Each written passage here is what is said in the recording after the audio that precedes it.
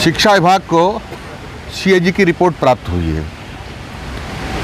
CAG की report में mid day meal घोटाले के बारे में बहुत उल्लेख है और उल्लेख ये है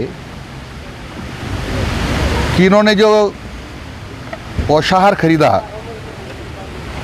या जो खाद्य सामग्री खरीदी उसमें इन्होंने निविदाएं आमंत्रित की थी। उसमें नेफेड भी था जो भारत सरकार का संस्थान है। तो इन्होंने उससे नहीं खरीद करके कॉनफेड से खरीदा। कॉनफेड ने फिर एक संस्था को फिर सबलेट किया, फिर उसने एक सबलेट किया जिसमें बू आती है कि कांग्रेस के बड़े नेता थे।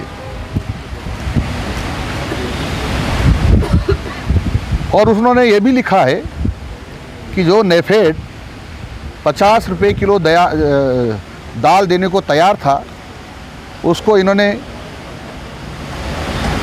75 रुपये किलो में खरीदी और उसी रेशो में धनिया और अन्य सामग्री जो आती उसी रेशो में ज़्यादा भाव में खरीदी।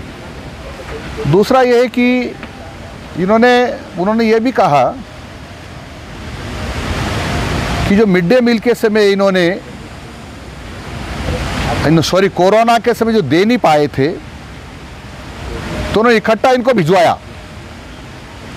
तो ये भी पता नहीं चल रहा है अभी वो किस रूट से गए, कौन से टोल टैक्स एरिया से गए, ये भी पता नहीं चल पा रहा है।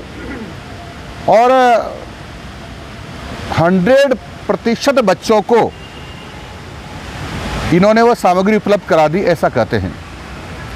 बल्कि जो रिकॉर्ड में है उसमें तो ये कि 59 लाख समथिंग बच्चे थे, उसमें से इन्होंने उपलब्ध कराया 66 लाख समथिंग बच्चों को। पुनः दोहरा रहा हूँ, नामांकित बच्चे यानी रिकॉर्ड पर थे 59 लाख समथिंग बच्चे थे, इन्होंने उसमें से 66 लाख बच्चों को उपलब्ध करवाया, यानी 7 लाख बच्चों को ज़्यादा सामग्री उपलब्ध करवाई। और इसलिए संदेह के घेरे में है। जांच से स्पष्ट हो गया है